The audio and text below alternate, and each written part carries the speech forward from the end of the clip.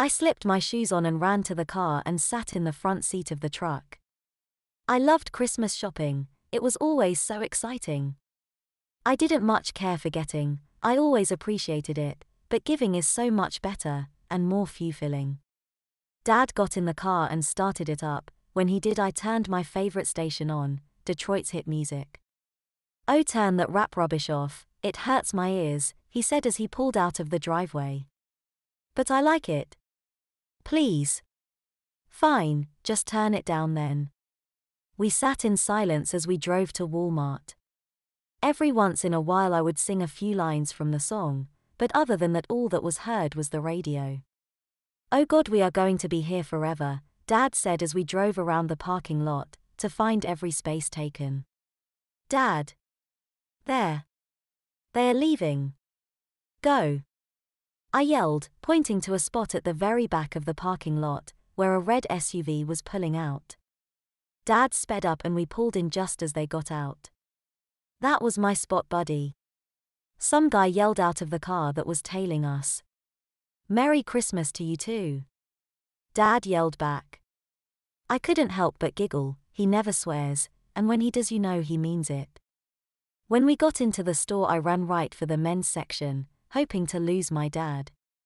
I couldn't see him anywhere, which was a good thing, because I didn't want him to see what I get him, or make any embarrassing comments about my diapers, which he seems to always do. I saw a rack of ties, Dad loves ties.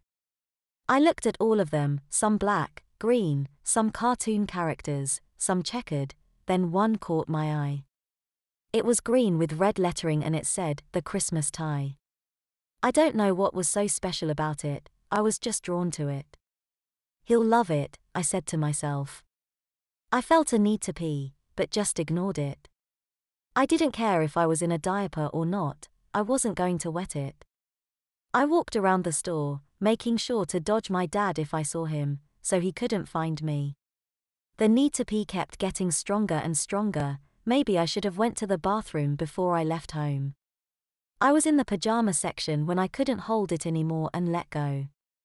I felt myself tear up a bit, I quickly wiped my eyes and started walking and bumped into someone. "Sorry," I said while sniffling. I looked up and saw my dad. "What's wrong, sweetie?"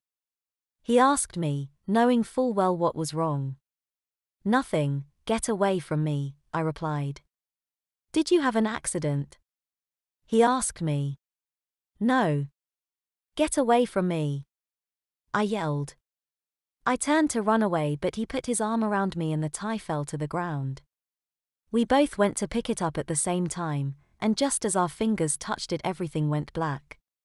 "Here you go, Paige," the man said to the little girl handing her a tie.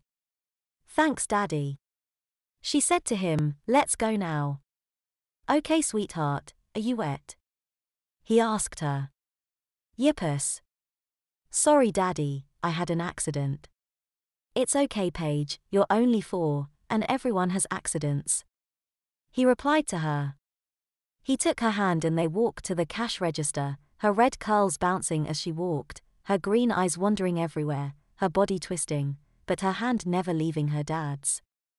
After they got out of line, which took a while, he gave her the bag to hold, and lifted her up on his hip. "Daddy, can we do airplane?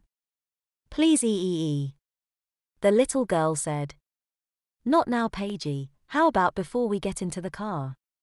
"Yeah," she said enthusiastically. The man walked out of the door carrying his daughter and walked all the way to their truck. "Okay, ready?" he asked her. "Yeah," she screamed. He took the bag from her and put it on the driver's side seat. He held her above his head and made airplane sounds, while flying her to the other side. She giggled non-stop, her legs kicking the air. When they got to the door he put her on his hip and opened it, buckling her into her booster seat.